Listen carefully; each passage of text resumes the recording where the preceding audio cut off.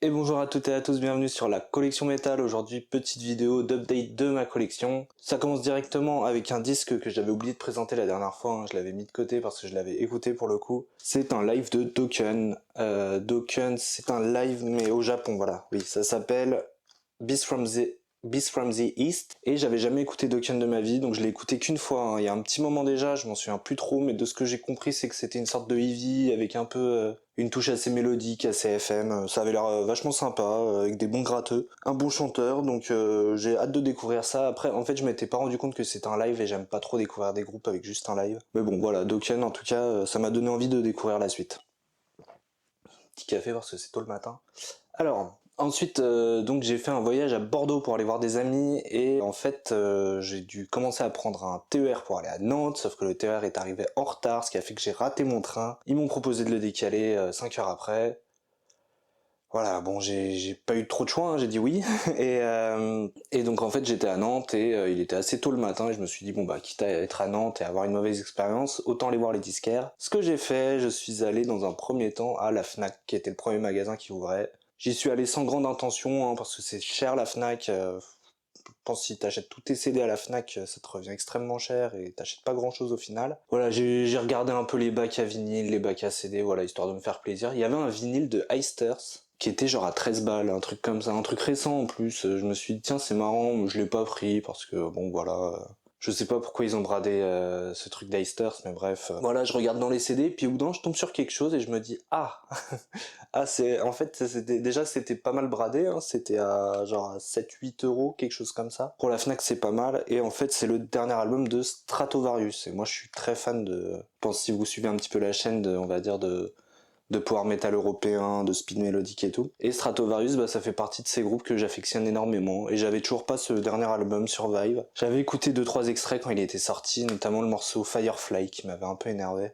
Le refrain de Firefly qui m'avait pas trop plu, donc j'avais un peu lâché le truc, mais apparemment l'album est coolos. Je vais me faire la petite idée, puis ce qui est marrant, c'est qu'on voit on voit en fait il y a une tonne de déchets, puis on voit le CD de leur album éponyme Stratovarius qui était pas mal décrié. Voilà, bref, Stratovarius, groupe que j'adore. Il y a bon, à part l'éponyme qui est un peu bizarre, il y a pas vraiment d'album de Stratovarius qui m'ont déçu jusque là, donc plutôt content d'en rajouter un à ma collection. En plus l'ère post-talkie pour moi reste pertinente malgré le départ d'un des membres fondateurs, quoi, du membre fondateur du groupe d'ailleurs. Ensuite donc je suis allé à un autre petit disquaire, là j'en attendais pas grand chose, donc déjà il ouvre en retard, moi j'étais en train d'attendre. C'est 10 minutes que j'attendais, j'étais en mode bon bah le gars c'est bon, il va pas ouvrir. Et puis au final s'il arrive, il ouvre. Je rentre et il me parle pas le gars, et puis moi de toute façon je suis pas très causeur, donc ça m'allait, donc je commence à fouiller un petit peu partout, je regarde, il y a pas mal de vinyles, de choses de chansons françaises, des 45 tours. Je pense que si vous êtes intéressé, je mettrai peut-être en insert le nom du magasin, mais je pense que c'est carrément intéressant pour des collectionneurs de vinyle ou CD, pas forcément dans le métal quoi. En vinyle j'ai rien trouvé, en revanche en CD j'ai trouvé des choses, il avait genre deux petites étagères, et franchement les prix étaient super attractifs, hein. Il y avait des singles à 1,50€, il y avait des disques à 4€, donc je vais vous présenter un peu les emplettes que j'ai faites. Donc déjà un petit single de Aerosmith qui s'appelle Jaded, je sais plus c'est de quel album, c'est de 2001, je connais trop peu la carrière d'Aerosmith pour vous dire quel album était sorti à cette époque. Mais voilà, hâte d'écouter ça. Aerosmith c'est un groupe que j'aime bien, en tout cas dans les groupes de hard rock, j'ai déjà quelques disques d'eux, et puis surtout j'ai le Get a Grip qui est un de mes albums préférés d'Aerosmith, hein. Je me suis trouvé également un Bruce Dickinson, alors j'en avais pas dans ma collection de la carrière solo de Bruce Dickinson, hein. J'ai les Iron Maiden, mais j'avais jamais exploré trop les groupes un peu annexes, là, les groupes de British Lions, la carrière solo d'Adrian Smith, de Bruce Dickinson, j'ai jamais trop exploré. Bon, voilà, c'est un double CD, une édition bonus. Balls to Picasso, voilà, je sais pas ce que vous en pensez. Je sais pas trop si ça ressemble pas mal à Maiden, hein. En tout cas, bon, là, j'aime beaucoup la voix de Bruce Dickinson, donc ça devrait me plaire, a priori. Ensuite, ouais, bah là, il y a pas mal de groupes où j'ai essayé, hein, j'ai été attiré vraiment par les prix. Donc là, on a une édition 20e anniversaire de From Cradle to From Cradle to the Stage de Rage. Donc double CD avec 27 pistes, donc à mon avis ça doit durer un petit moment. Donc Rage c'est une espèce de groupe de heavy power allemand. Bah en fait Rage je connais un peu parce que j'ai vu des lives de genre à chaque fois je trouve que c'est pas mal, genre ça fait comment dire ça reste un peu mélodique, le chanteur il a une bonne voix, et surtout c'est un trio sur scène, c'est ce qui m'impressionne pour un groupe qui sonne comme ça, quoi. Et voilà, le petit truc, c'est que c'est un promo, enfin c'est un disque promo, quoi. Il y a écrit Use for Promotional Only, voilà, genre Not for Sale et tout. Donc normalement c'est illégal de vendre ça, mais en vrai maintenant on s'en fout un peu, hein, parce que bon ça fait des années. Bon, ils ont plus besoin de promouvoir l'album, et je trouve que ça fait des objets de collection un peu. J'en ai quelques-uns des disques promo dans ma collègue. C'est pas des choses très chères, hein, c'est pas des choses qui sont non plus extrêmement rares, mais c'est quand même plus rare que l'album de base. Et sinon bah voilà, content, je vous dirai ce que je pense de Rage. Un autre petit single, Still Loving You de Scorpion. Bon, pas la peine de présenter. J'avais pas le single, je pense qu'il en existe énormément des singles de Scorpion. Et que dire, bah ouais, une petite pochette sympa. Je pense qu'il y a plusieurs pochettes qui existent, hein. On dirait le Mont Rushmore avec les membres du groupe en noir et blanc sur fond rose, là. Bon voilà, Still Loving You, bah énorme morceau, hein, que j'écoute depuis, je saurais même pas dire quand est-ce que j'ai découvert le morceau, mais j'étais très jeune, hein, même avant de découvrir le métal et tout. Mes frères écoutaient Scorpion, donc j'ai quelques disques de Scorpion chez moi, j'en écoute de temps en temps. C'est un groupe que j'affectionne. Voilà. Scorpion, Still Loving You. Ensuite, alors là je suis plutôt content parce que c'est une discographie que j'essaye de compléter en ce moment, et là je l'ai trouvé vraiment à bon prix. C'est le 13 de Black Sabbath. Que dire, bah j'avais adoré le morceau God Is Dead quand il était sorti, et puis The End of the Beginning m'avait fait chuter direct. Donc je pense que j'ai dû écouter l'album une ou deux fois à sa sortie, puis j'ai lâché complètement. Après bon voilà, moi c'est mes goûts perso, je suis pas un gigantesque fan de The Osbourne dans Black Sabbath. Je préfère je préfère même Dio, Ian Gillan, Tony Martin et tout. Je suis pas un gros fan, mais voilà, j'aime bien quand même cette période. Et bah cet album en plus, bon, c'est une édition limitée, elle était pas très chère. Pour compléter la collection, maintenant il me manque plus trop, hein, des Black Sabbath, donc plutôt content. Et puis je verrai ce que j'en pense, hein. C'est 2013 déjà, putain le temps passe vite, hein. Il a déjà 11 ans ce disque. 13. Ensuite découverte totale, alors là peut-être les fans de thrash vont se demander comment je découvre ça que maintenant, mais voilà, c'est comme Testament, hein. Le thrash, j'en écoute pas des masses, en tout cas j'en écoutais pas des masses avant, là je commence à m'y mettre plus. Voilà, je me suis pendant longtemps cantonné au Big Four, à 2-3 groupes en plus, et puis là il y a quelques années je me suis mis au thrash allemand, et du coup là j'essaie d'étendre un peu ma culture. Et donc là c'est un album d'Overkill qui s'appelle Horrorscope. Ça m'a l'air d'être made in Germany, ouais. Édition européenne classique. 11 pistes, je connais pas du tout Overkill. Je n'ai jamais écouté ça de ma vie. C'est comme Testament, j'avais présenté un Testament dans une autre vidéo. J'en ai jamais écouté, donc j'ai hâte de découvrir ça. Overkill, en plus, ça a l'air d'être un groupe qui a une discographie assez fournie, assez qualitative. Donc voilà, Overkill, pas grand chose à en dire. Oui, alors d'ailleurs, je voulais en parler. Je vais faire une série de vidéos un peu. Je sais pas encore si je vais l'incorporer à mes écoutes ou si je vais l'appeler quelque chose comme Top et Flop. Mais en gros, ça va être une sorte de vidéo qui ressemble aux vidéos que je fais déjà, où je présente mes écoutes, sauf qu'en gros, je vais parler de mes premières impressions de ces disques-là. Je suis en train d'en préparer une, et au final, ça me prend du temps parce que j'essaye de prendre du temps pour écouter la quinzaine de disques que j'ai sélectionnés pour vous les présenter. Donc tous les disques que je présente dans mes updates collection, j'en parlerai un peu plus précisément sur des futures vidéos, quoi. Donc voilà, et du coup, je pourrais vous dire ce que je pense de Overkill. Ensuite, alors là, je l'ai pris pour la pochette qui m'a assez intrigué. Aeterna Historia, c'est un groupe de métal progressif français qui a sorti qu'un disque. J'ai écouté ça avait l'air sympathique, avec des bonnes ambiances, donc je vous dirai ce que j'en pense. C'est un peu dommage que le groupe n'ait fait qu'un disque, à mon avis ils ont dû splitter après ça. Mais en tout cas je trouve qu'il y a une patte graphique, il y a quelque chose qui en dégage de cette pochette, et c'est pour ça que ça m'a intéressé. Et puis aussi le prix, encore une fois, qui était super intéressant chez ce disquaire. Et ensuite là c'était un peu ma meilleure découverte, quoi. Genre j'étais content de la trouver à moins de 10 €. Il y avait les 5 premiers albums de Dream Evil. Donc ça je suis vraiment content parce que c'est un groupe que j'essaie de découvrir en ce moment. J'ai acheté l'album Evilized il y a quelques temps que j'avais bien aimé. Et du coup là je les ai enfin tous. Alors j'ai du coup Dragon Slayer.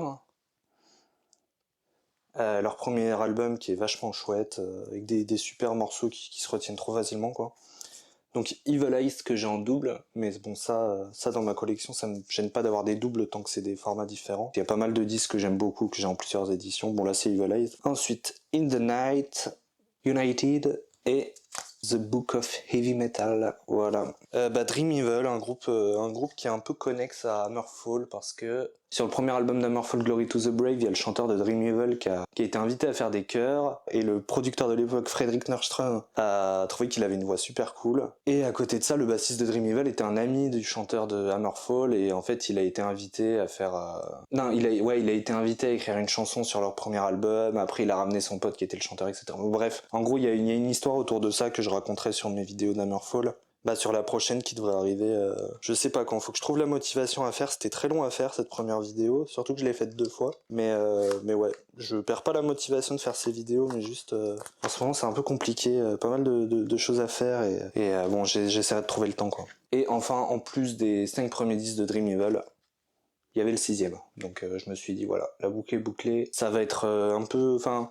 C'est toujours un exercice de découvrir un groupe. Moi après le découvrir ça va, là je commence à connaître un petit peu les 2 premiers. Mais c'est toujours un exercice, vous avez 6 albums d'un coup, quoi. J'en sais rien, genre par exemple vous dites tiens je vais découvrir Suffocation, imaginez vous chopez 6 albums de Suffocation d'un coup. Vous commencez par lequel, est-ce que vous écoutez les 6 en même temps? Moi je me demande quelle est la bonne méthode. Moi ce que j'ai tendance à faire c'est d'écouter vraiment celui que j'ai envie d'écouter en premier, quoi. C'est-à-dire celui qui a une pochette cool, celui qui a un nom qui m'intrigue, celui dont j'en ai entendu beaucoup de bien, et puis après en fait j'écoute celui-là. Parfois j'en écoute 2 en parallèle, ça peut arriver. Et du coup je mettrai de côté les 4 autres, et après j'en écoute un de plus, j'en rajoute un au fur et à mesure, peut-être 2 mois après. C'est pas un exercice simple de se dire tiens je vais découvrir ce groupe et je vais découvrir leurs 6 premiers albums. Je me demande comment vous faites, je sais pas si une bonne méthode, ça doit dépendre de chacun en fait je pense. Voilà, donc Six de Dream Evil, sorti en 2017. 2017, ouais, leur premier c'était en 2002, quelque chose comme ça. Bon, ouais. Ben ouais, du coup, en fait ça me surprend parce que je pensais qu'ils auraient plus de disques que ça, mais en fait 6 albums, s'ils en sortent un tous les 2-3 ans, ouais, non, en vrai, ça, c'est cohérent. Voilà, et donc après j'ai pris mon train, je suis allé à Bordeaux et j'avais déjà mis un petit budget là-dedans, donc je me suis dit je vais me calmer, et au final je me suis pas du tout calmé, parce que j'ai acheté que 2 choses à Bordeaux, mais c'est pas des petites choses, on va voir ça ensemble. Donc d'ailleurs je fais un coucou à Pierre et Alix qui m'ont accompagné au disquaire, même si c'était pas leur... Enfin c'est pas des fans de métal et ils collectionnent pas des disques spécialement, mais ils savaient que ça me faisait plaisir, du coup ils m'ont accompagné. Il y avait un disquaire qui était super cool avec des grosses références assez pointues en black, en death et tout, mais les disques étaient genre à 20€ et tout, donc c'était un peu compliqué pour moi de me dire tiens je vais découvrir des choses à ce prix-là. Et au final, je suis allé à un OCD, donc le OCD de Bordeaux. J'y croyais pas grand chose parce que les OCD souvent c'est un petit peu cher, je trouve, mais il y a quand même des choses cool. Et là, pour le coup, ce OCD là, il était vraiment bien. La première chose sur laquelle je craque, c'est pour une fois, c'est un vinyle. Voilà, pour une fois que je présente un vinyle, je vais vous le montrer. Voilà, pour une vingtaine d'euros, c'est l'album d'Halloween, Gambling with the Devil, album de 2007. Et donc ça, c'est une réédition de 2019 en double LP, transparent. Je vais pas le sortir parce que je suis pas très à l'aise avec les vinyles, mine de rien, j'ai pas envie de mettre mes doigts dessus et que ça choque les gens sur la caméra. Mais voilà, Halloween, Halloween c'est un groupe que j'aime pas beaucoup, hein. J'ai absolument pas tous leurs albums en plusieurs éditions, c'est pas du tout mon groupe préféré, c'est pas du tout le logo de ma chaîne, vous inquiétez pas. Mais voilà, je suis plutôt content de ramener celui-là. En plus cet album, on va dire que c'est l'album que j'ai découvert le plus tardivement d'Halloween parce que j'ai toujours galéré à me le trouver en CD. Et en fait, en plus d'un autre côté, je me le suis toujours mis de côté, où je me dis le jour où j'aurais trop poncé les autres disques, j'aurais celui-là qui sera un peu ma nouveauté. Je sais pas si vous faites ça parfois avec des vieux groupes, où vous mettez un disque de côté en vous disant bon celui-là je le découvrirai peut-être dans 2-3 ans, histoire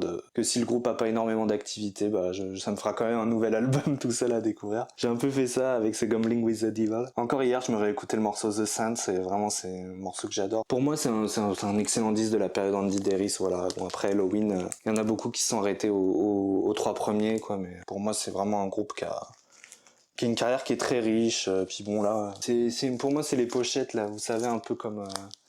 Dance of Death là, de Iron Maiden, où il s'essayait un peu à l'animation 3D style jeu vidéo. Je trouve il y a un charme avec ces pochettes là. Bon, celle-là est pas trop mal réussie, hein, je trouve, comparée à d'autres dans le même style, hein. Donc voilà, plutôt content. Gambling with the Devil, Halloween 2007. Et enfin tout se passait bien, j'avais assez de CD, j'avais mon petit vinyle en plus d'Halloween, que j'ai eu vraiment à pas cher, hein, donc j'étais vraiment content. Et là ma pote Alix me dit tiens il y a des espèces de coffrets là, et je dis tiens c'est quoi, et puis je regarde et oui il y avait des box, il y en avait pas mal, hein, il y avait pas mal de choses, et là j'en ai vu une qui était neuve sous scellée et que je cherche depuis longtemps, et le prix était vraiment correct, donc je l'ai prise tout simplement. Et donc voilà, le Danse macabre de Celtic Frost, Voilà, donc la période de Celtic Frost, ça retrace en fait les moments du groupe de Morbid Tales jusqu'à Into the Pandemonium. Il y a l'EP Emperor's Return en CD du coup, je crois que c'est une des seules éditions. Voilà, c'est écrit que c'est la première fois que le truc est présent en CD, quoi, le Emperor's Return. Et il y a un truc qui s'appelle Grave Hill Bunker Rehearsals.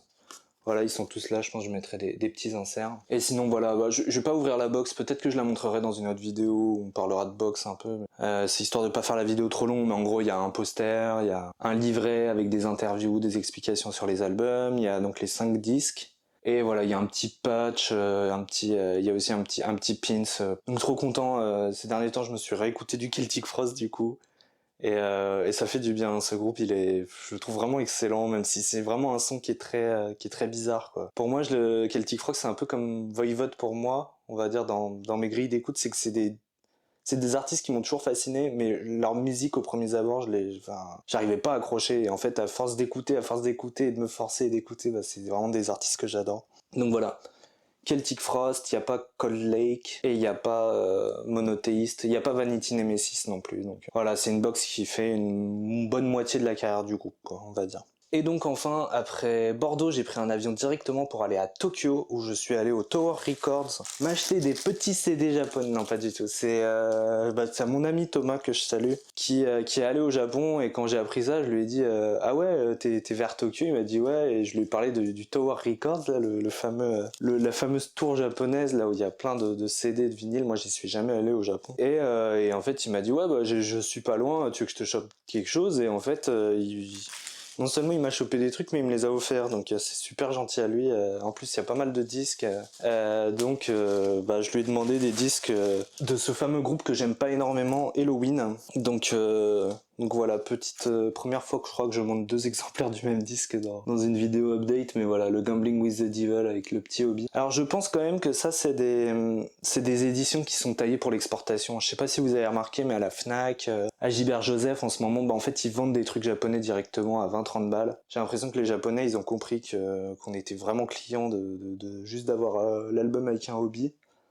Et du coup, ça, on dirait que c'est vraiment taillé pour l'exportation, quoi. Genre, il n'y a pas de boîtier, il n'y a rien. Et je les ai vus sur Internet, ces disques-là, genre dans les 25 balles, quoi. Donc, en fait, n'importe qui met le prix les aura. Donc, c'est pas vraiment des choses rares, hein. C'est des éditions qui sont récentes, 2019 également.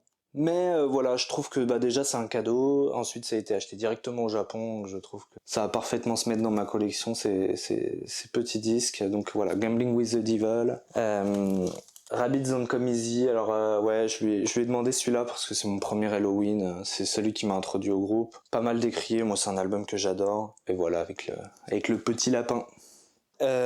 Ensuite, ah oui, et puis après, je lui ai aussi demandé ma pochette préférée d'Halloween, hein, Better Than Raw, qui est aussi un de mes albums préférés d'Halloween, hein, avec une phase B qui est absolument géniale. Better Than Raw, voilà, je suis trop content en fait. Je les ai déjà ces disques, hein, mais de les avoir en version japonaise, je trouve ça fait toujours très très beau dans une collection, je trouve. Et là, pour le coup, quelque chose que j'avais pas, je lui ai demandé, ouais, il n'y a pas des singles, parce que moi, je cherche évidemment les singles de la période Chameleon, de la période The Time of the Oz, parce qu'en fait il y a des singles qui sont propres au Japon. Alors malheureusement en fait c'était que du neuf, hein. Je pense qu'il n'y avait pas d'occasion là où il était. Je sais pas si quelqu'un est déjà allé à la Tower Records, est-ce qu'il y a des bacs d'occasion de hard rock metal, je sais pas trop. En tout cas, il m'a trouvé un single quand même, c'est de leur dernier album Best Time, qui avait écrite par Sacha Gerstner et coécrite par Andy Daris. Morceau super efficace, qu'ils utilisent vraiment pour se promouvoir en ce moment. Là, ils ont